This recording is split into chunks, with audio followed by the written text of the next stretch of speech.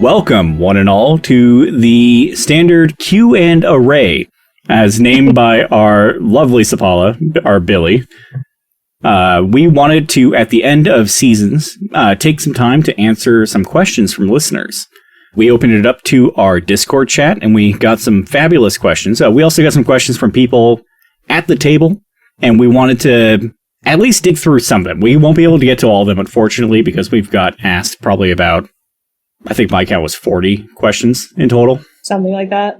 So we wanted to get some ones answered by the table themselves, and then we have some specific player ones.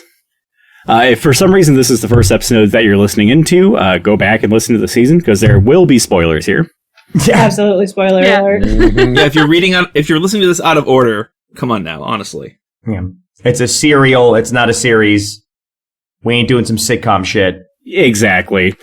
In case you needed to know the people behind the show, my name is Patrick. I played Hank, and I was the co-DM of Season 1. Tony, why don't you introduce yourself and pass the ball to someone else after?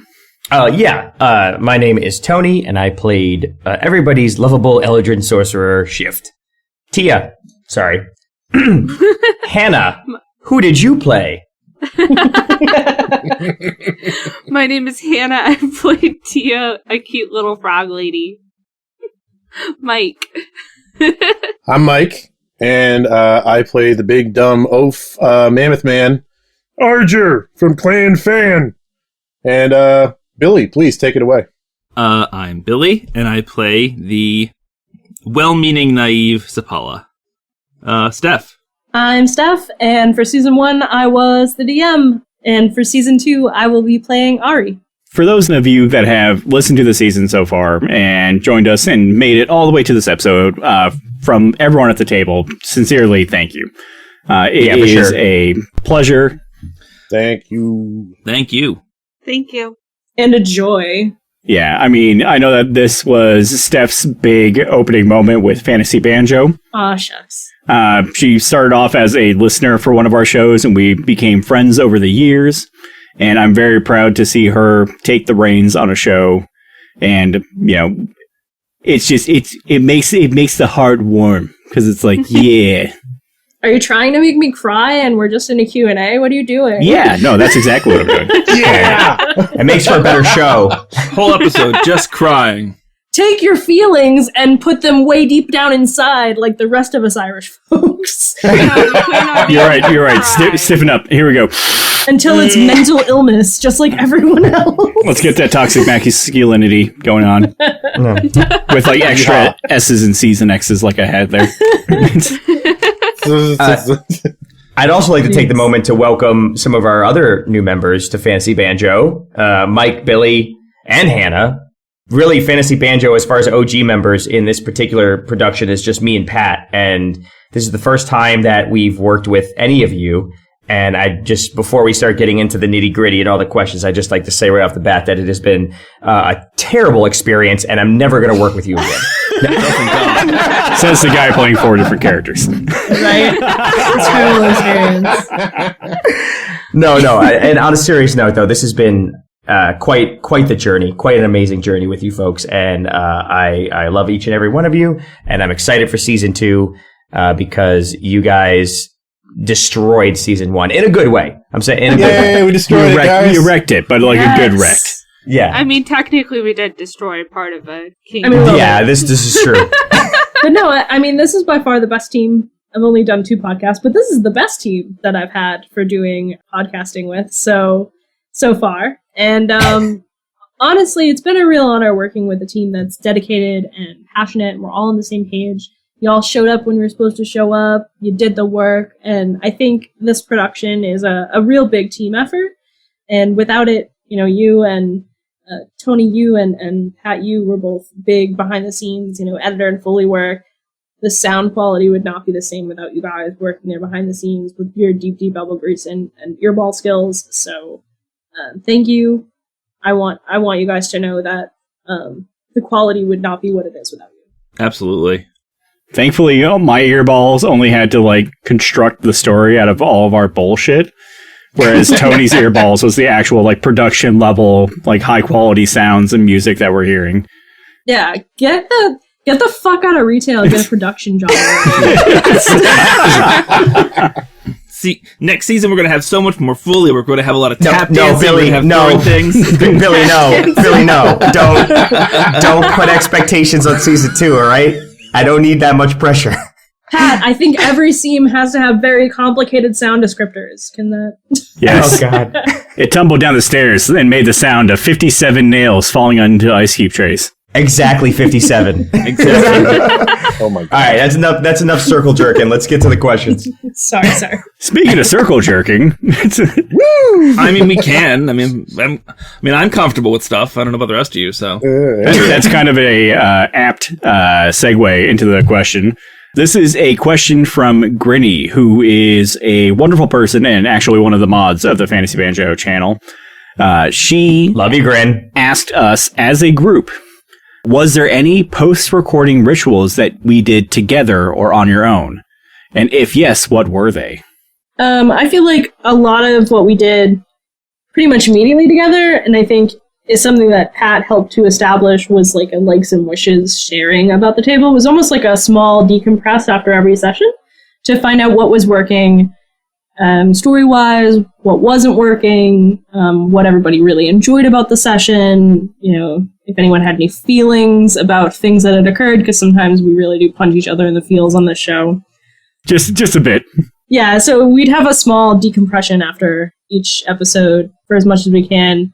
And then me personally, because it's late here, we're on different time zones, I would pretty much immediately leave and then take a shower and then go into a coma. Yeah, I would pretty much reiterate what Steph said. We would have a little round table chat, plan next show, what worked, what didn't work, what needs to be fixed, what needs to be blah, blah, blah. But yeah, it was pretty much just a post-mortem. Like any production team, you always have a little chat. Post-mortem, we died? like after chat. Because we kill it every time we record stuff. Kill it. I mean, Tony probably knows this pretty well because you've come from some form of production work in some capacity. When you work in video or media like I do, there's always a little chat afterward like, well, what did we do right? What did we do wrong? What needs to be fixed? And then, like I said, the time zone difference does come into play later on, but it's fairly similar to a lot of production work that I've done where you have some form of powwow afterward. Hannah and Billy, though, didn't you guys do like special after chats? Yeah. Kind of, yeah. I mean, we would usually hang out on the chat for like maybe half an hour after, kind of decompress and talk about what our... bitch, it's been a lot more than half an hour. I mean, that's fair. It would go for a lot longer. Yeah, that's fair. I live with Hannah. I can attest that there are some of them that lasted 2.5 hours. That's fair. But we would like throw out theories and we would like chat in general, but like we would throw out a lot of our initial would be like, oh my god, what just happened? Like, what do we do with that? Like, what do you think is going to happen next? Like, how the hell are we going to do this? Like, Honestly, it's kind of like our tea time. Yeah, it You is. spilled the tea. All the tea. Yeah, that's something that I'm actually very thankful for, Billy, because I live with Hannah. And I know that after a session, my actual like post-session ritual is to shut the fuck up because I've been talking for 2 to 4 hours, and I'm also wearing like the player hat and the co-DM hat and also like the editor hat.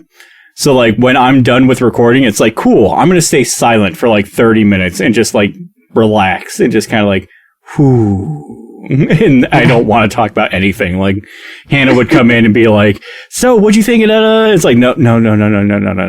Just shh. Yeah, with me and you, we have different, like, after a social interaction, you're like, cool, I need to chill out, watch a show, do nothing, and I get energized from social interaction, so I'm like, Me too. cool, my energy just went, like, 10 times higher than it normally Sometimes is. it takes me hours to chill out after our sessions, and I'll just lay in bed like, what do I do next? So I'm looking forward to crashing your tea time now that I'm going to be a player.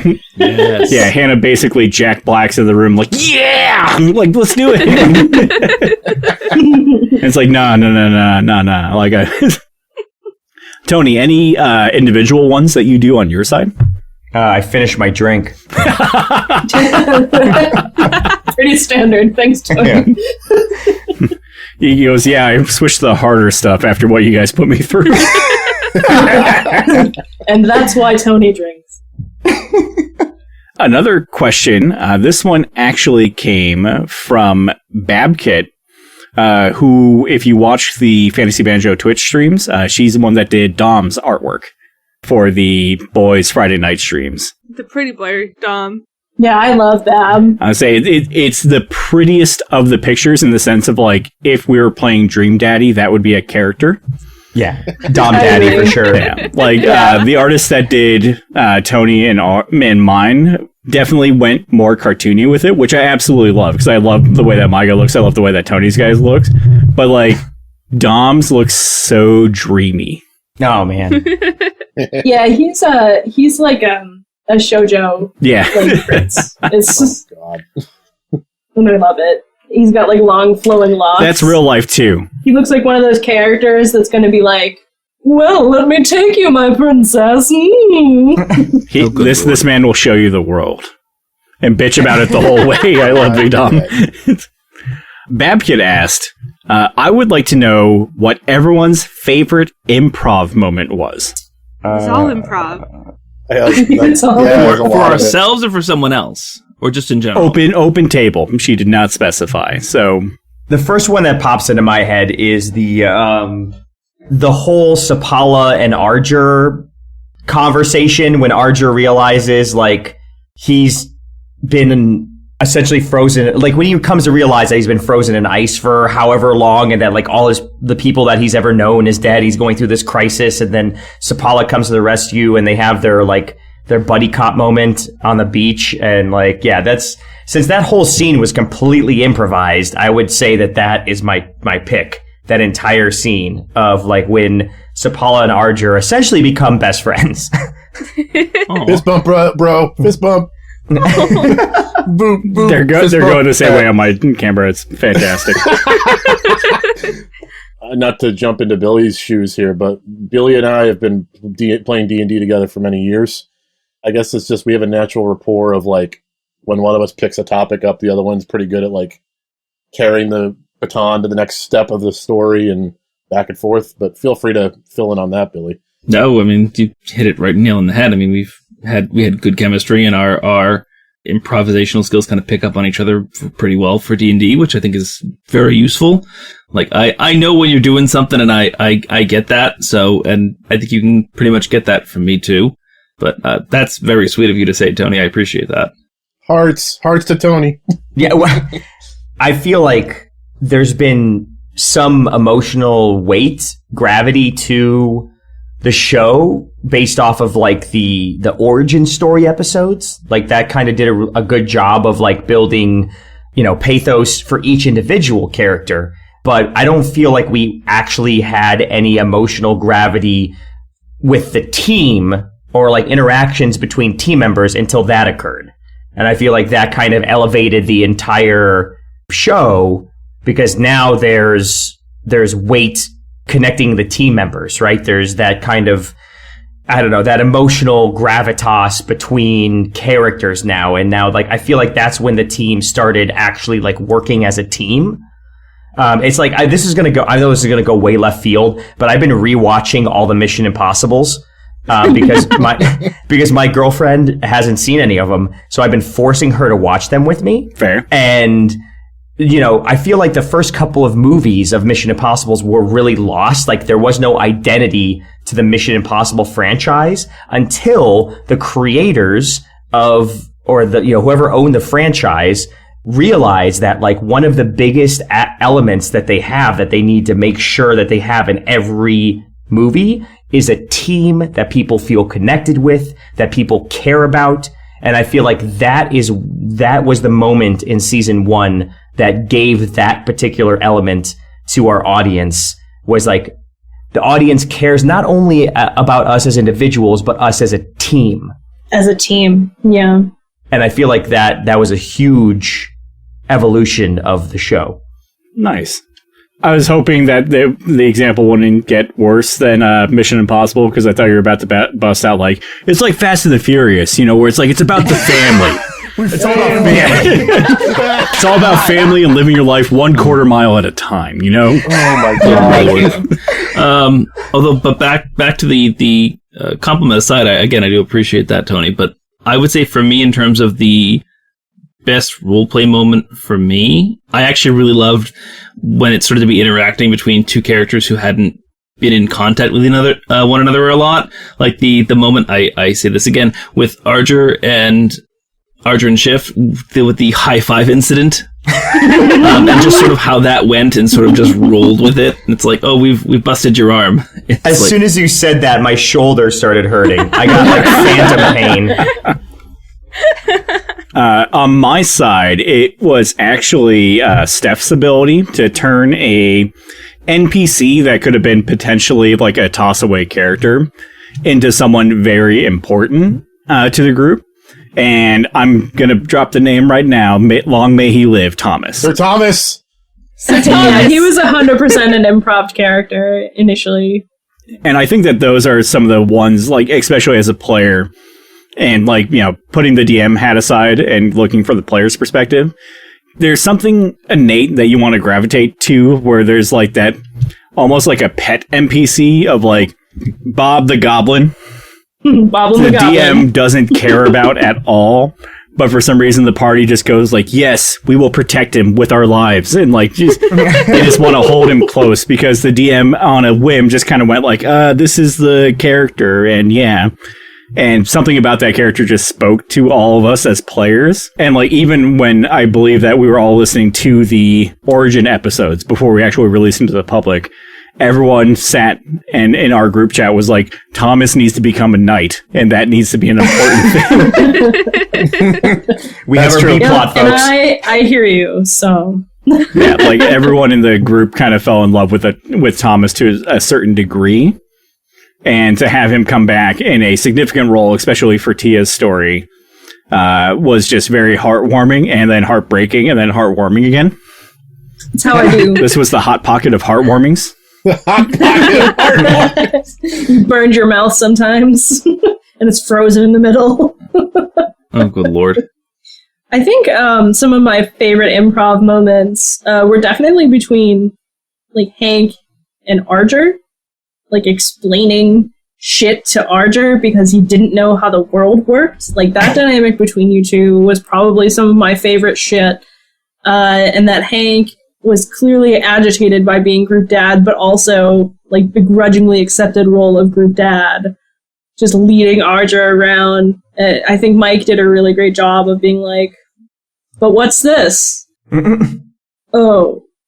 But what's this? Like, without it being ridiculous. I just thought it was very fun. That and the moment where Arger and Sapala were on the beach screaming, that had to be like one of my favorite improv moments. And at the time, I was literally just like shitting myself laughing. It was yes, you were brutal. Yeah, you were literally losing your mind. It was great. Brutal. I was going to mention how we had almost an entire episode talking about poop.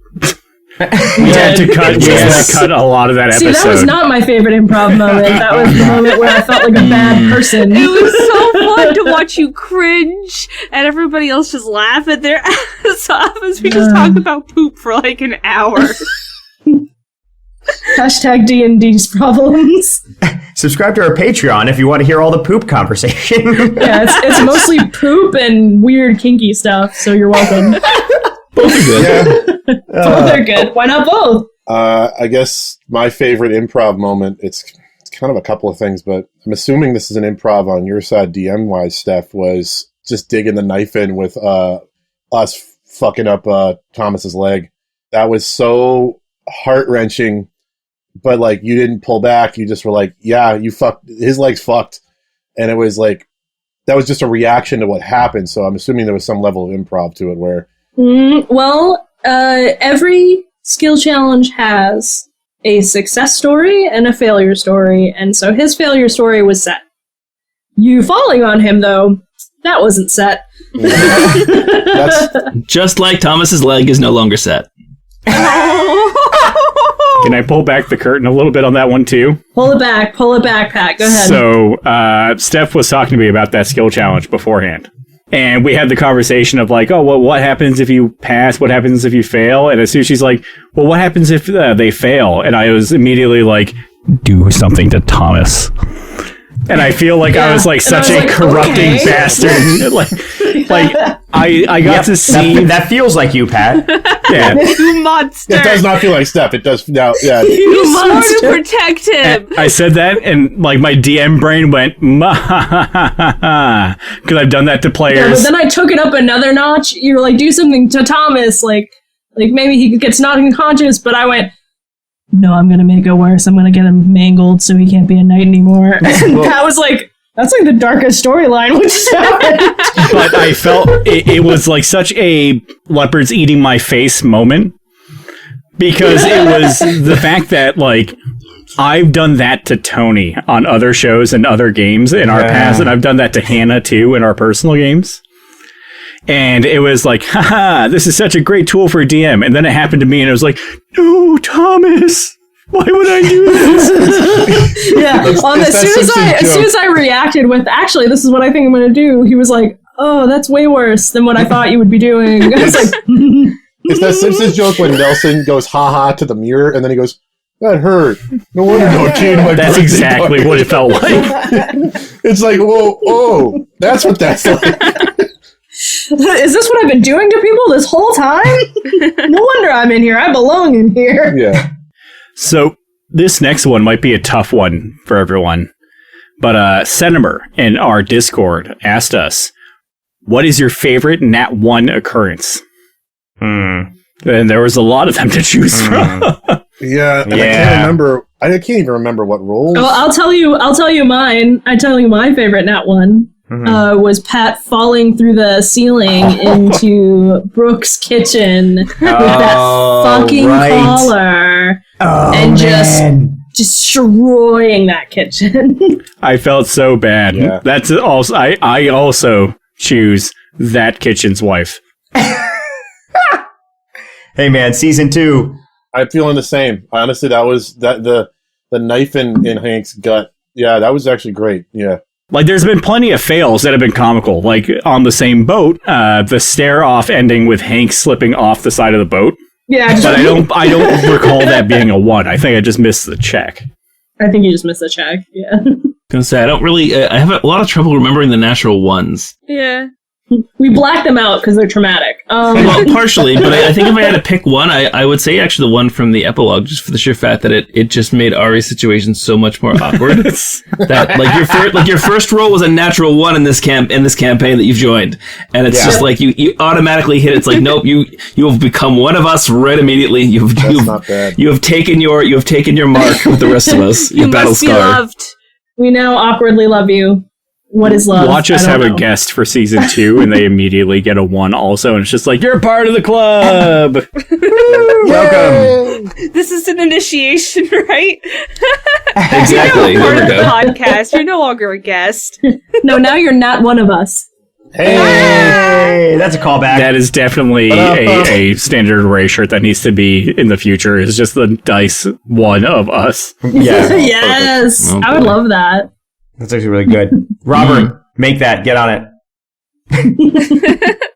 Since we're reaching the half-hour point on recording, there are some player and DM specific questions that I want to get out of the way. If we have time afterwards, we'll go back to general questions, but I want to make sure that I ask everyone their personal questions. The first one, do we want to go hard or do we want to go soft for the first one? Oh, it's hard. Up to you. You're a you know what? You've been talking this whole time. How about we start with you? How about I take the reins for a second? How about I ask you your question, Mr. Hank?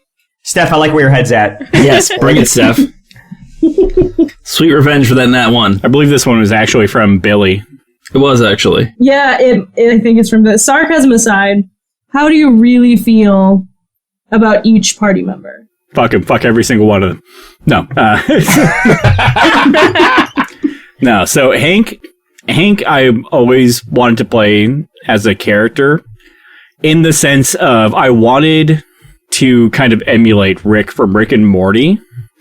but like with a more moral compass of like begrudgingly doing the thing that he wants to do. Like fate kind of dictates that he has to go along with it. Characters I've liked to play in the past have always kind of followed that little trope of like, I don't really want to be in this situation, or I don't belong in this situation, but let's make lemonade. And I've always done it with a positive attitude of like, oh, don't worry, we can do this. Haha. Like, the typical like hero archetype to a fault. And I wanted to go with someone who begrudgingly does this through the whole thing of just like, I gotta do it. So, sarcasm aside, just going around the table, Tia to Hank is like Thomas to the party. Whereas, like, protect the wee frog lady. You're an NPC. Yeah. Expendable, Protect. but protect. No. Oh my god. We said sarcasm Yeah, aside. sarcasm aside. That's right. Damn. No, he likes Tia, and he sees Tia as very, like, naive in the sense of, like, gotta protect the rookie. Arger, he feels like almost like a guiding hand to. But, like, in the same way of, like, a father who would let you stick the fork in the light socket to learn that the light socket is bad to stick forks into. Like, he would let Arger go to a dangerous point and just be like, nah, he's gonna figure it out, no worries. But he would stop Arger from doing anything too detrimental. In the same respect, he trusts Arger with a lot of, like, the physical aspects of things. Sapala, he would see as, like, his polar opposite.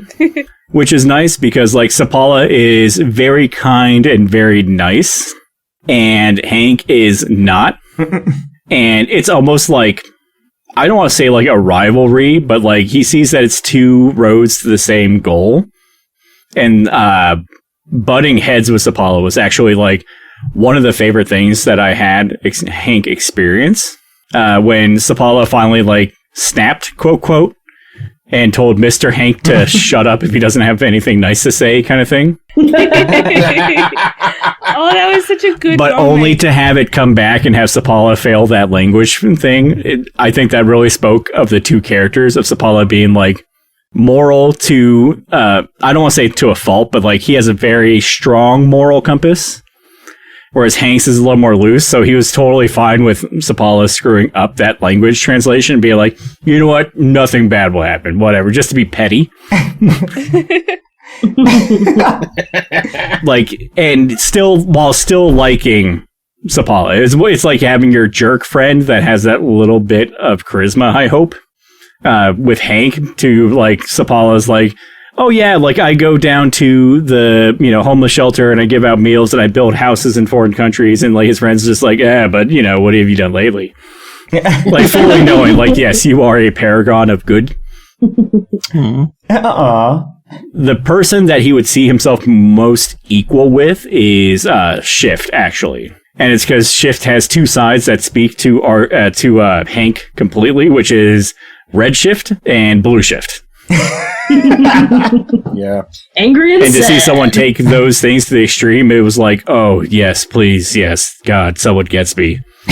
Especially Red Shift, because it was finally someone who he could be direct to and not feel like he had to walk on eggshells. So for Red Shift to kind of, like, the bathroom scene is, like, one of the funniest scenes in my mind. That's a great scene. That is such a good scene. Red Shift just coming in and being like, Hank, get the fuck in here. It was like Hank being put in his place, and it's just kind of like, well, I'm still going to be obstinate, but yes, sir. Oh, in general, Red Shift in that whole scene was great, not just with Hank, but also, like, with the baby. That's awesome. Yes, that baby moment. I love the RP of Red Shift, but Blue Shift is still my favorite. You can't convince me otherwise. To piggyback on that then, as a group question, someone asked, or it was Billy again, what season of Shift is your favorite? Blue Shift. I love Autumn. I like Autumn so much. She's like a superhero and also an alcoholic. He's like the uncle everyone wants.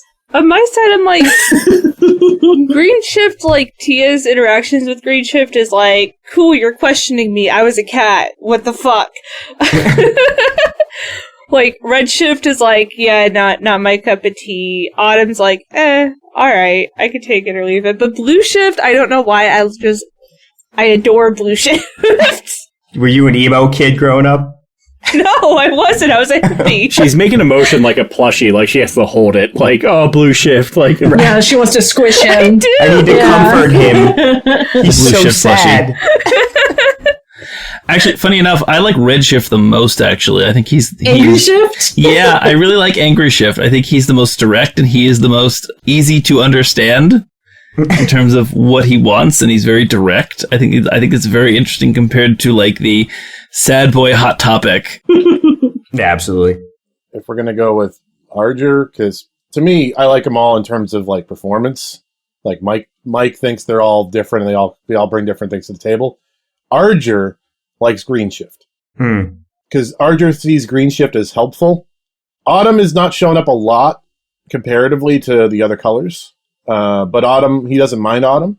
Red, he thinks is mean. That guy's mean. And then he cannot stand Blue Shift. Blue Shift pisses him off. And we had that whole exchange where I yelled at Blue Shift on the boat. So Yeah, that's true. That was fantastic. Blue Shift frustrating. But Green Shift, he finds to be the most helpful. So, Tony, then the question's now in your court. Who was your favorite shift to portray? All right, I got two answers. My favorite shift to portray is Summer Shift, because I have a lot of pent-up aggression, and I feel like working in customer service for as long as I have, I feel like Makes sense. I just got a lot of anger that I need to let out. But what shift do I feel like is the most important to the story is obviously Spring Shift, because Spring Shift is going to be the closest to what shift actually is. Like, shift it tries to be as positive as he can, but because of what he's had to go through, he has to kind of almost bury himself in these other personalities in order to kind of overcome the amount of like emotion that he's had to kind of go through over the past. It's almost like a self-defense mechanism. Like, I was just about to say that too. Are they a self-defense mechanism for Shift in your eyes? Oh, 100%. I mean, initially it was because of the curse that's been bestowed upon him. That's why he constantly shifts like seasons. He has no control over it, but he's used that as a means of escaping the situation that he's in and being able to express these strong emotions that he can't otherwise express as Spring Shift, because Spring Shift is the thing that he's trying to protect. All the other versions of him are the things that he created in order to protect Spring Shift, because that's who he sees as his true self. And even Spring Shift, yes, may be pleasant to communicate with, but if you notice a lot of his responses and a lot of how he interacts with others, he's not this just happy all the time kind of person. He uses that almost in and of itself as another means of self-defense, where like he is pleasant to talk to because he knows that's the best way to disarm other people.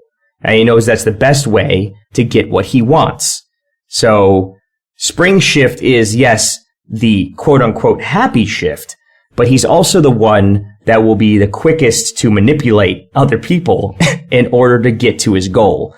And the other shifts, those are the ones that he doesn't have as much control over and is actually kind of controlled by the emotion that they convey.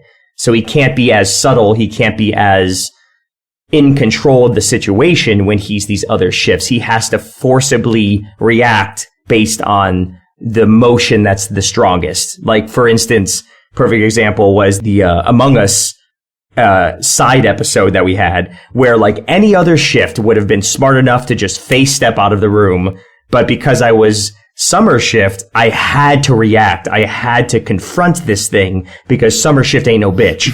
So like, Banjo. so that was Banjo. Banjo. So I feel like Spring Shift gives me the most autonomy because I can control my actions, whereas the other shifts I am being controlled by the season that I'm currently in. The next three questions are from David in our Discord. It's for Billy, Hannah, and Mike. So we'll start with Billy, because I haven't heard you for a minute. He asks one of the best questions that I never thought of is, will Sapala ever not be afraid of the nuns at the orphanage? It's funny because I read that question earlier when you showed them to us, and I was a little surprised by it, mostly because I don't see Sapala as someone who's afraid of them. I mean, I don't want to get too much into backstory stuff because I don't know how much is coming up in the next season or whatever. But long story short, Sapala grew up in an orphanage, run by nuns, and if you do something wrong, a nun is a stern punisher. So that was sort of where that fear sort of comes from, of that sort of idea of like a nun's going to like pull your ear and make you write lines, and like these are the sort of things that happened. And for lack of a better term, Sapala is very much traumatized, not by the nuns necessarily, but by certain things that occurred in the orphanage themselves. Like what they represent? Yeah, in terms of what they sort of represent to him, in terms of that sort of getting in trouble with things like that and what that meant for him. And that's a lot of personal stuff that kind of came from him that comes up. So if he meets other clergy members, like if he meets other priests, other priestesses, things like that, he's not afraid of them. But if you like piss off a nun or like they're upset at you, he kind of gets into that kind of semi fight or flight mode of panic for him. So it's long story short, maybe someday we have to see. But for now, there's a reason behind that kind of reaction for him. We'll go with the softer of the two hardballs that are coming up. And the softer of the two is for Hannah, still from David. Why did Tia give up her signet ring? Ooh, good question. Yeah. Tia, number one, she sees less value in the signet ring. Like, it's important, but, like, not as much as royalty because she doesn't want to be a princess. But she knows that it holds a lot of power, and this is her best friend that she's known. She thought it was her best friend. That she's known for years and years and years and years, and has had no reason to distrust her because she's just naive and dumb. But she just wanted to give her anything that would protect her and help her be safe, because she sees her as, like, part of her family. So she gave her ring because it was like, I can't physically be there and be like, make sure you're safe. I can't physically be here and make sure everything goes smoothly. So here's something that I can give you that will help you be safe. I'm going to ping pong this back to Steph then, and feel free to leave this one in the abyss or, in the unknown category if you want. But the question that I hear and some fan theories that I hear is was Rain always a doppelganger in Tia's life, or is the doppelganger a recent thing, and is there a potential that Rain is still out there? I'll answer this. Rain was not a doppelganger when Tia knew her. And doppelgangers, in order to become someone, has to see them. So it is possible that there is Rain still out there. But the fact that this doppelganger saw her, I don't know. It's hard to say. Did it see her as it killed her? I was going to say, is it like the joke that we made of the Tia 1000, where it's like they have to assimilate the identity and they do that by killing the person? Right. I'm going to leave that open. She could still be floating around out there, still doing things. I say no. That's my vote. At this point, if Tia runs into fucking Rain or Tio again, it's just gonna be automatic murder. Like, she's traumatized. You want to see her and just be like, kill it with fire. It's a sequel. Well, because she's been so traumatized by, like, having to mourn her brother's death twice. She thought Rain was her best friend, and that happened right before she had to, she didn't kill him, but practically killed her own brother. So it's like, cool, if Tio comes back for some reason, he's dead. She's just gonna murder because she doesn't know what to do. Same with Rain. It's a kill on sight policy. Just you got me now. It's entirely possible. It's entirely possible that the real Rain is out there somewhere. She's dead to me. Wow. I mean, hey, as long as the Tia 1000 doesn't come back in like a leather jacket and a shotgun telling us she's from the future, I'm okay with it. So, well, this time she's here to protect you. But like Linda Hamilton, she's going to have to deal with it. Yeah. It's going to be a whole arc. Until they retcon it away from, Standard Array Genesis to Standard Array Dark Fate. That's right. Season 2 is time travel. No. Yeah, Shift gets even more weird. This one still from David, and I believe it's actually one of the hardest questions that are on this list, and it's for Mike. If you can't bring Peggy back to the present, how would you want her life to have gone? Which is deep. It's deep. That's a deep dive. How much time we got left? So Arger. The thing about Arger is Arger thinks very basically. So he wouldn't have like this white picket fence fantasy about Peggy. He would just go, if I can't bring her back, then it's going to suck. He's not going to be happy about it, but he's going to try his damnedest to do it. He's going to do everything he can to do it. But if it's just impossible, he just wants to know that she had a peaceful life. She was basically, he and Peggy were into each other because he respected her as a warrior, and I assume she thought similar to him. So he wants her to basically live in a life where her honor was respected. Her stake in the tribe was seen as valuable, and he wants to see her happy. And that's really it. Like, he's a really simple dude. So Peggy happy is Arger happy. And if he could be with her, that'd be better. But if he can't, then that's bigger than him to handle. But again, I don't think he really understands that he can't bring her back to the present. I think he thinks, no, I just gotta find a different way to do it. That way it doesn't work, I'll find something else. Yeah, he did it, so she can do it too, potentially. Yeah, he's like, I can make this work. So if someone comes up to him saying, no, it's impossible, he'll just go, well, she's happy, but I'm going to try a different method. I'm going to try something else. So I don't think he'll ever give up the search. I think he'll just keep trying something else. This might be going too deep, but I wanted to know that if...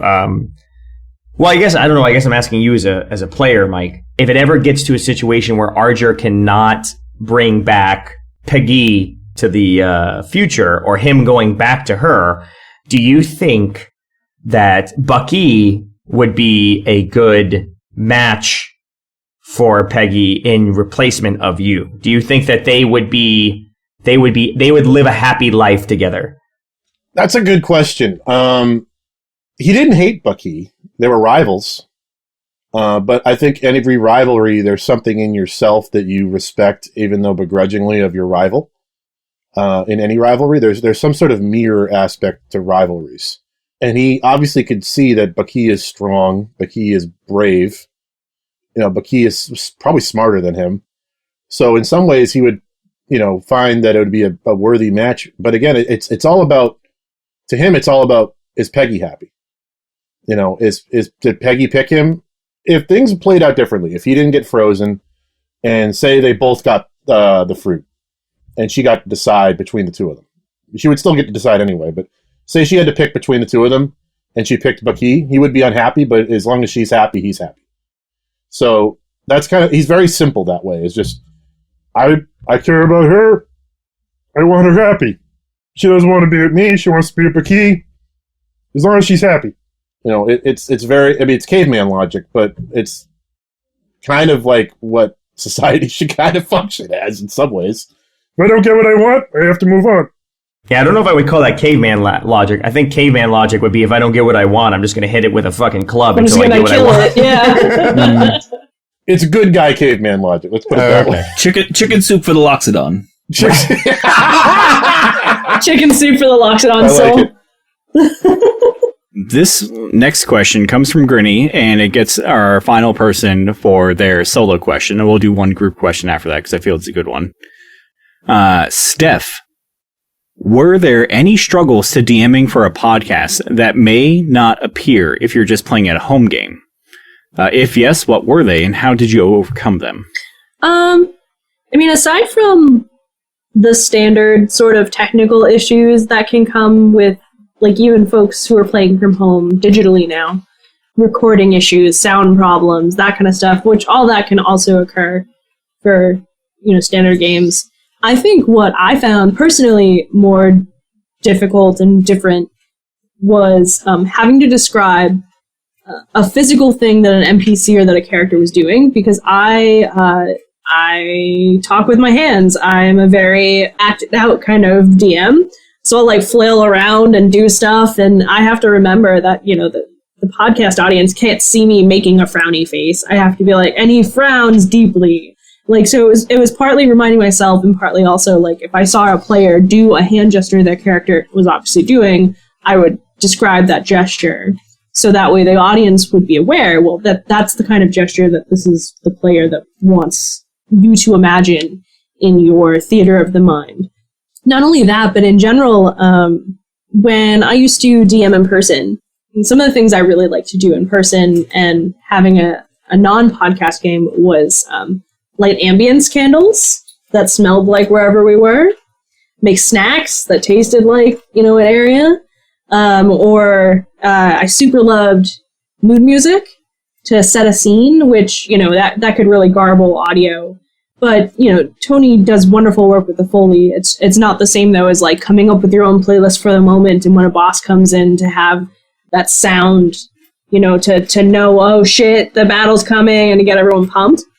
Instead, you know, you have to go with the quiet. But I think in some ways that also helped me evolve my skills as a storyteller, because I had to create the tension without external sources, just using the power of words, the power of my voice and descriptors and my players' own imaginations. So yes, it has different issues that might not come up in a homebrew campaign, that might not come up in an in-person campaign, you know, as well as making sure that everybody at the table is going to commit to the same schedule, making sure that, you know, some events as a DM, you kind of have to plan for a podcast in order to set them up correctly, you know, not necessarily railroading, but making sure a story gets from point A to point B in a way that a listener won't just tune out. So, like, at a table, normally you might meander for a while, you might do shopping, but we don't do shopping on session because that would be boring to listen to,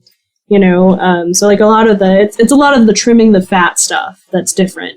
Yeah, and with a production, just as like another DM that has been doing it for this season and prior seasons on different shows, a lot of it comes down to DMing with purpose, because there are room for games that are pretty much just like full on sandbox, like, you know, the common trope that I kind of hear players get or DMs get into is like, it's you transported into the fantasy world and you figure out like what's going on and do whatever you want. And it's just like this big open-ended, like, what do you do kind of thing. And for a podcast, you really can't do that too well, because there'd be, you know, 6 episodes of the party starts a chicken farm and they're, you know, completely destroying the economy of this town by making a sandwich empire. Like, if you did that, the common example that I always go back to is like, if you kind of give too much agency, especially on a show, 4 players would be like, cool, like, let's follow the plot. And 1 player would be like, fuck it, I'm making the world's first skateboard. And they would just focus on that for 6 sessions. It's the difference between playing through Skyrim's actual like campaign and just exploring the world. Yeah. Right. In addition to that, it's also like with a table, you're kind of trusting the DM trusts the players trust the DM to make it a good session. With that, it's like, you know, you follow your basic rules, your session zeros, you know, make sure everyone's comfortable and like in tune with the game and having a good time. And with the podcast, it's all of that still, but then also another level of like, you know, what makes a good show. And so there's constantly times where Steph or myself will check in with a player and be like, where do you see your character going? What's something that you want your character to kind of experience? Like, you know, we see like, what's the character's arc? Because just like in a home D&D game, like if you give the character like a magic fish and the character doesn't care about fish or magic at all, then it's like, why did I do this? Yeah, I mean, kind of tagging onto that idea, something that we had to adjust together that Pat pointed out, there's a couple of things that we had to adjust specifically for podcast listening. Like, for instance, when we do battles, we generally will just do like one bigger monster. because it minimizes the amount of time that we need to do editing, that we need to have listeners tune into battle, because otherwise it could get very tedious. It could be like 30 minutes of me rolling 20 dice for small minions rather than just one big one. It definitely minimizes the amount of battle time that we're required to have. Steph, it's okay. I have Fireball now. It's okay. Yeah. I can mop up the minions real quick. Don't worry about it. Fireball is not the answer for everything. That was a big philosophy too with prior shows, and one of the reasons why I incorporated the skill challenge in my podcast setup style is every encounter needs to be purposeful in the sense, so it needs to be high threat, low impact. So that way it's not something tedious of like, well, there's an army of bad guys and you have to take on 100 people. That can be resolved in a skill challenge a lot quicker and a lot cleaner and give the players agency rather than waiting for every NPC of the 4 factions that are colliding at the walls to, Yeah. So that's just one like little DM trick for a show. And even for your home games, if you realize like players tune out on combat, just make combat very important in the sense of like throw a higher creature out there that does a lot more damage and make the party actually function like a party rather than I'm taking the ads. Like make it more of a Dark Souls fight rather than a MMO raid boss fight where it's like, all right, we have 64 players. Who needs to jump at this time? And who's going to A? Who's going to B? It's like, no, just make it big fuck off demon with a sword and a fat ass. Yeah. Exactly. Same here. Thick with 2 C's. Steph and Billy have played in some of my games, and they know I prefer bosses versus minions because the only one you're going to give a shit about is the boss anyway. It's just like minions, like, yeah, they're useful for XP, but if you're doing a milestone game, it really doesn't matter. You really don't need them. If I set up a really bad villain or something, then I'll try to have it be like a boss fight versus a That's not the same exact thing that you just said. I'm just reiterating. I love you, Mike. So this is a last question for the group, and I feel like it's an important question because it's a question that I've been asked for going on 6 years now. Jesus. It's a question that I get all the time. This one came from Grinny again. But I feel like it's something that people struggle with, and hearing it from 6 different people in different perspectives will really help with it. Which is, what is your advice to be someone wanting to start a long-term campaign, either as a player or a DM? Ooh, can I jump in on this right away? Because I have a great answer. Absolutely. In general, I think the biggest thing is to communicate your needs forward and immediately to whoever you're deciding to include in your group. I feel like the biggest thing that a lot of new people struggle with, and like a lot of interested players and DMs struggle with, is immediately having the conversation even before you start the campaign about availability, commitment.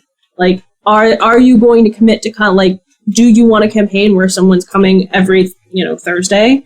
And if so, can you commit to that? And if you can't, then you have to find other players. Like, you have to find the ground that everyone agrees on. Like, you have to lay out the groundwork for what you expect out of the campaign, what kind of a campaign you're running if you're the DM, or what kind of campaign you want to be in if you're a player.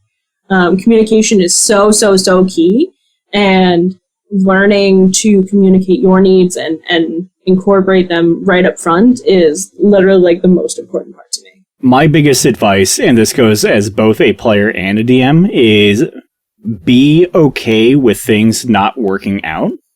Tony and I have been in the same gaming circle for about 5 years now when it comes to tabletop RPGs.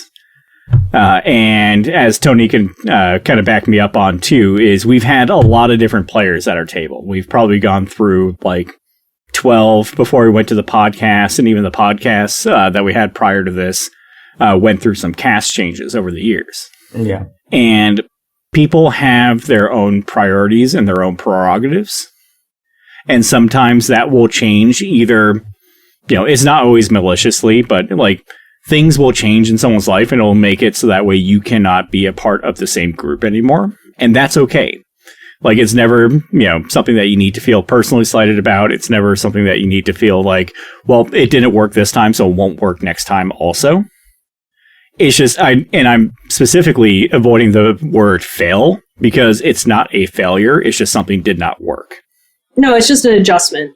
In addition to that, for being okay with things not working, and this is to start a long-term game as a DM, you do not have to be the perfect DM. Everyone talks about it. It's like, you don't have to be the Matt Mercer of DMing. You don't even have to be like the goddamn DM or the Steph the DM of, DMing. You just need to be as good as you can on your own, and you will become better over time. So a lot of hurdles that people face when finding a long-term game is no one wants to be the DM because they haven't been a DM before. Well, I'm a first-time player. I don't know how. It's like picking up a new video game or picking up any other new skill in life. It's something that you need to kind of jump into the pool with and be able to, take the first step, get used to the water. You're not expecting to be a surfing god the first time you go to the ocean, but you need to be at least willing to get up on the board. A lot of first-time DMs think that they need to know all the rules. Full disclosure, I don't fucking know all the rules all the time.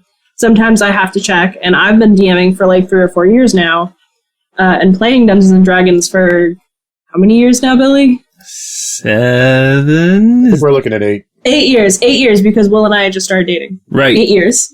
So I've been playing for 8 years, and I still don't remember all the rules all the time. You sometimes have to check the book, and there's no shame in that. And, at the end of the day, even if, you as the DM make a ruling that's not necessarily the correct rule, once you rule something for that moment, that's the rule, and you go forward with it. And if later you're like, oh, that wasn't the rule, so next time I'll do XYZ, fine. But also, for funsies, rules are meant to be broken. So don't, trap yourself in a box, feeling like you have to be perfect at X, Y, and Z thing to tell a story. Just to kind of pick up on what Steph said, just for reference, I have also been DMing for, it's been 6 years. No, it's been longer because I came in, I was already a DM when I met Steph for the first time. So it's been probably 11, 12 years myself. It's been well over a decade at this point. And for me, the two biggest things that I can say is, as a DM, on a DM side, just like Steph was saying, the book itself, you can't see it, but I'm holding the book up in my hand. This is a book of guidelines, really. If there's some cool thing that's not written in the rules, if there's something you want to do for fun, flair effect, the rule of cool takes precedent sometimes. And that's fine. If a player wants to try something that's not mechanically there, throw something out and say, okay, let's do a perception check. Let's do an athletics check. Let's see what happens. Set a DC and give it a shot. These rules are not absolute. It is called a home game for a reason. It is made for the way that you want to do it in your home. And the thing on a player's end, I would say, both for players and DMs, the best thing I could probably say is make sure that the message that you, the DM, want to send out is the same that your players want to receive. Because some people are very combat heavy, some people want more story based, some people want to have this long epic tale without a lot of combat, and vice versa. Not every DM is a good match for every player, and vice versa. So it's important to be able to communicate and say, okay, guys, this campaign's going to be a lot of combat, a lot of dungeon crawling, very classic style. Is that cool with you? Is that something we're all down for? And if not, that's okay too. But maybe you can adjust, you can figure out a way to make that story happen. But make sure you do communicate the message that you intend for this story, and so that your players can respond in that way. If it's not backstory heavy, if it's more like, hey, let's just kick in the door and kill some monsters, great. Let's not bring 8 pages of backstory for this, this campaign shot, things like that. What about... Don't you dare smile at me, Curran. I was just about to point it at Mike, because I know that Mike is pretty much as professional of a DM as you can get without getting paid for it, in the sense of every time I talk to Mike, it's like, yeah, like I'm hosting a game Monday, Tuesday, Wednesday night, Thursday, Friday. And they're all different games too. I don't even know how you keep track of all that. Yeah, Michael, let's find out. Michael, how many games are you currently running? Please do enlighten the listeners. So the ones I'm in, the ones I'm DMing. Running. I have 3 regular. I have one that's kind of on off and on. So I have 3 that are stable right now. Okay. One that's kind of up in the air. And then there was one I was running a while ago, but that stopped. So I have 3 locked in right now. As a DM. As a DM. As a DM. So if you think at home that you can't run a single goddamn game, this mess of a human being decides to run 3 at a time. And it's fun. It's always fun. It's awesome. But I ran a game with 11 players. That's the most I've ran. Ooh. Oh my god, the bachelorette party. Yeah. No, the bachelor party had 9. Oh, only 9? Only 9. Would make me cry. The most players I've DM'd for was 11 at one time. Okay, here's some big first-time advice for first-time DMs. Don't start with Don't 11 do that. motherfucking players, all right? Yeah. Keep it small, keep it tight, especially if it's your first time. Start with 4. 3 or 4 is usually a pretty safe starter number. Strong starter. But busting Mike's invincible chops as a paragon of holding stories upon stories upon stories on his shoulders. What would be some of your advice for this, for starting a long-term game? Everything you guys said was correct. 100%. I agree with everything you guys have said. No, but the big thing for me is basically I have 3 rules I stick to. 1, know your audience, which, I mean, we're kind of all pretty much saying the same thing. You know what they want, know what you can talk about, what you can't talk about, know who you're playing with. In addition to that, kind of set the groundwork that basically you're the one in charge. Now, that's not to say, I'm fucking DM. Yeah, don't DM to win. Yeah, that's how I was going to get to that next. But I've had situations where I've had to tell players, I can't be your DM because you just won't take my ruling as final. Yeah, like a referee. Essentially, I use this analogy. As a dungeon master, you are hosting a party. You are the host, and you want to check in on all your participants at the party and make sure everybody's having a good time. Now, granted, are you an adversary at certain points in the story? Yes, you play the bad guys, you play the NPCs, you play all that stuff. But at the end of the day, you're entertaining people, and that's kind of the way I see it. They went out of their way to make time with you to play your make-believe pretend game, and we're all playing pretend like grown-ups. You should at least respect their time and make the game worth their time. There's certain rules that I don't use because I think they're kind of a waste of time. There's certain little other things. Every DM does stuff differently. But at the end of the day, it's a game, and it should be fun, and it should be entertaining. And if your players are sitting there like bored or they're getting like aggravated, you're not doing your job. Simple as that. The other thing is keep your notes consistent. It's the only way I've ever stayed sane is I actually have a system that I use to keep track of my many, many games I run. My big third thing is, it's okay to start off with like nothing, like have scraps. Like I've had games that start off with just like, I've got a couple of players and, they're starting new and, start like this and that. But eventually you want to kind of have an overarching story and goal. And you really, really, really, I can't emphasize this enough. You really want to get your players to give you some information. If your players can give you anything at all to build into the story and you write it into the narrative, it makes it way better. 100% better. They're going to like it. You're going to like it more. It makes the story more unique. A perfect example is all of us wrote like wacky backstories and had all our stuff going on. But I've had a player who all they gave me was, I am a sorcerer and, that's all I am. And there's not much to it.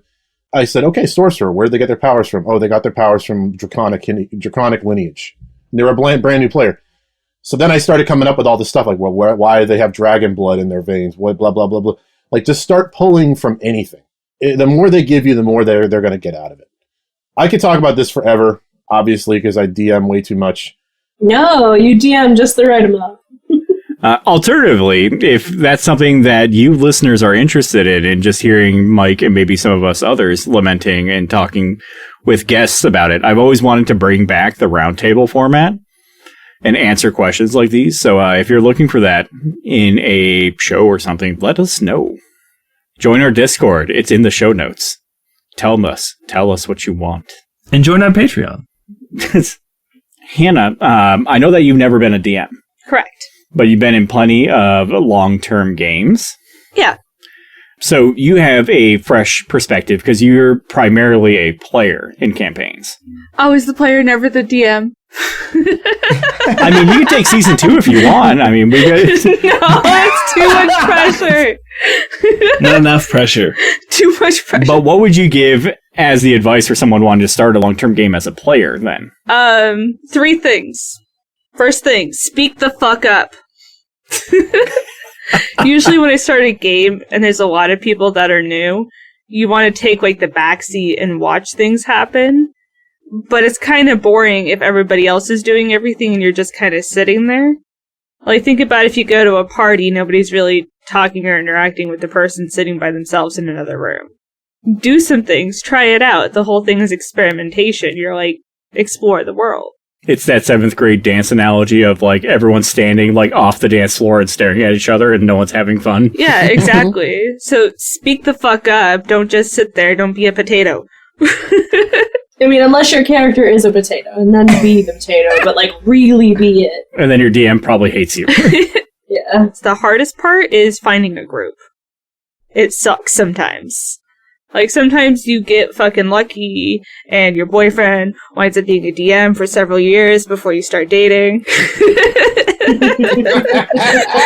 Sometimes you do get lucky like that. Sometimes you get lucky like that.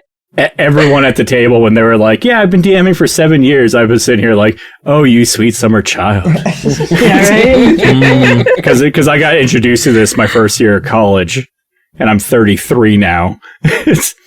And I did 2 campaigns, and then I pretty much went like, oh, I can run one of these. And they never let me not do it after that. Forever DM. Like, I've been 3.5 on. I understand your pain, Pat. Yeah, no, it was kind of a culture shock when I started playing with you, because it was like, cool, I went from, we played 1st edition in high school with my German teacher, 1st edition to, oh, we're all the way to 5th edition. I'm like, holy shit, this is a whole new world. But, I've tried to find games outside of Pat before to try to get other DM styles. And, like, the hardest part is trying to find a group. Because sometimes you don't have friends who want to play, so you gotta reach out. There's Facebooks, there's game shops, like, you can look around in your local area to find people there, and now, you have a whole world of online people, and with, like, different websites like D&D Beyond, it's so much easier to do it online. It's just a matter of finding a group that works with you and finding a DM that works with you.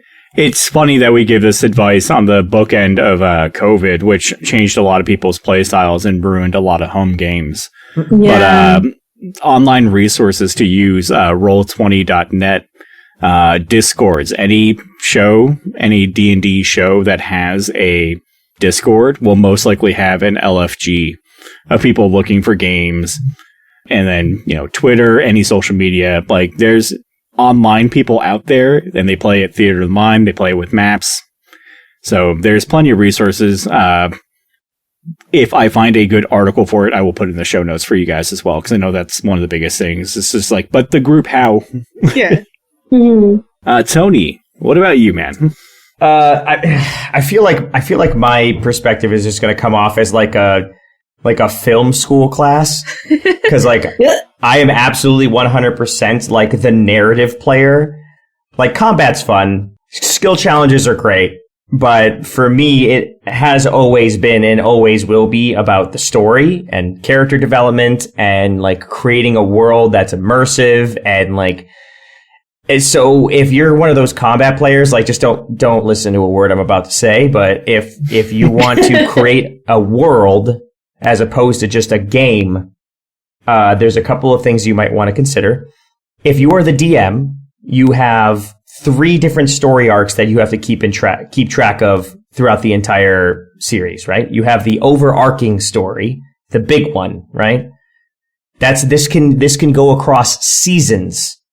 This can go across multiple campaigns. This is the big fuck off story, big bad guy, whatever you want to call it, right?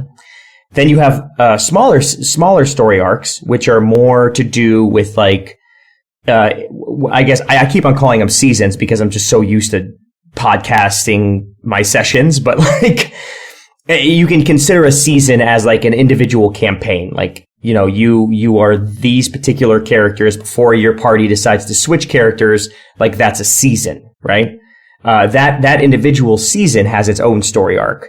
And then, if you take it, if Inception style, if you go a level deeper, it's the individual character story arcs. It's every character you're playing with, whether you are the player or the DM, every character has their own goals, they have their own challenges, they have their own accomplishments.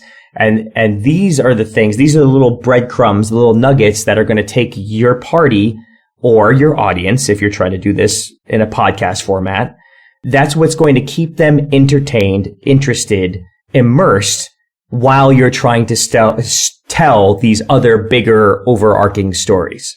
You have to keep people entertained at all times. You have to keep your players immersed. You have to keep your audience immersed. And that's how you do it. You give them these little, like, ooh, piece of candy.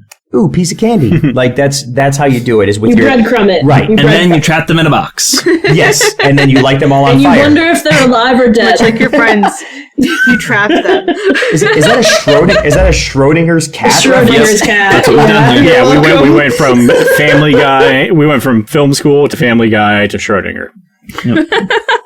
Just keeping it up, intellectually. Highbrow to lowbrow to highbrow. We keep you guessing, folks. We work like Dwayne The Rock Johnson's eyebrows.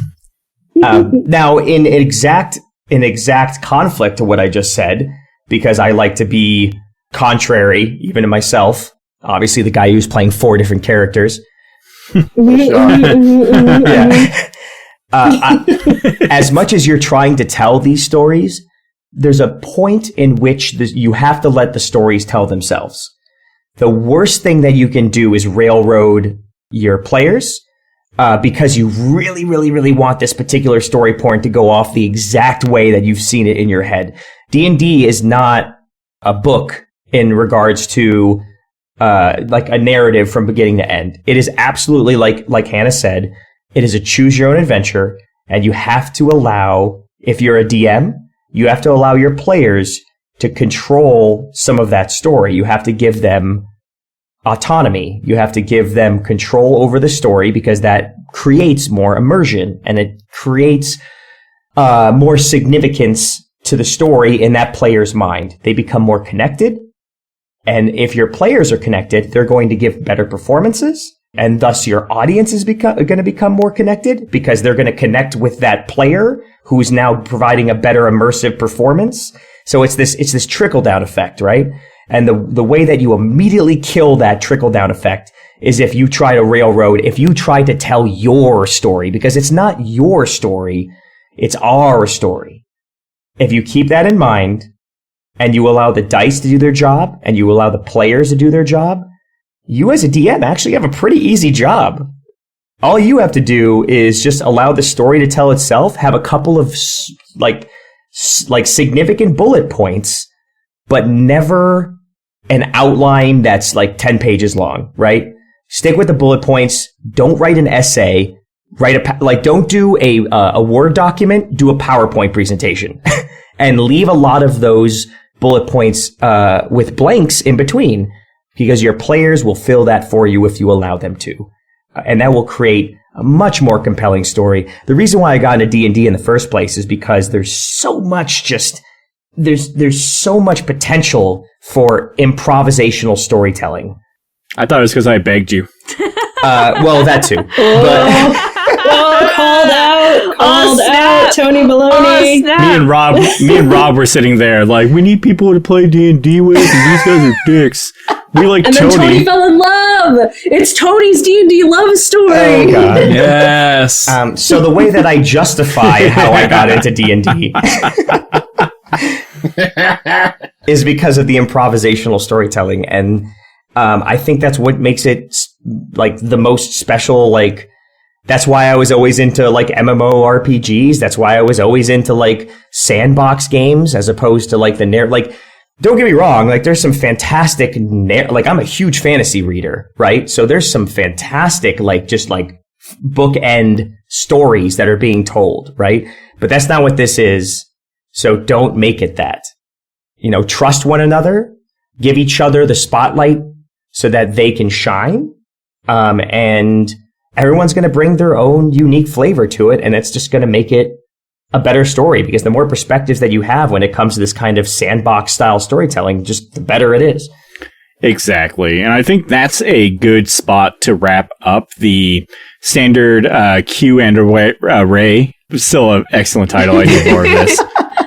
You might have noticed that we did not have a mid-roll this episode because we wanted to personally thank our God tier patrons, Lucky Potatoes, Dom and Heather Cruz, Aaron Gibbs, and Daniel Barton. Without you guys, we couldn't be doing a show like this. And even people that are the $5 tier or lower tiers, like even the $1 tier, helps us out. And even you, yes, you directly listening at home. Just you can support us by just sharing us on different platforms. Anything that you want to say to the fans? Steph? I love the shit out of you. Bailey? I mean, thank you so much for listening. I'm glad we're entertaining. And remember, banjo banj. Mike? Obviously, thanks for listening to us. Like Billy said, I'm glad we're entertaining. I'm glad I have a place to do my stupid Mammoth Man voice. It's not stupid. I love it. It's gold. It's glorious. I love the fact that I get to perform with these lovely people. I love the fact that I get to be around great dungeon masters. Specifically, congratulations on a great season, Steph. Oh, Absolutely. Thank you.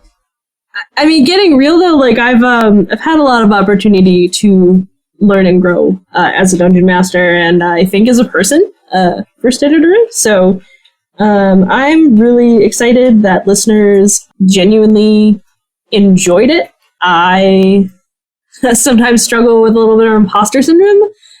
So the fact that anybody wanted to hear the story other than, people who I consider, my friends, people I'm friendly with, still blows my mind and still makes me mushy because I never imagined that anyone would want to hear my silly stories other than my friends who also want to collaborate with me on it. So thank you all, genuinely, from the bottom of my heart. Aw. Hannah?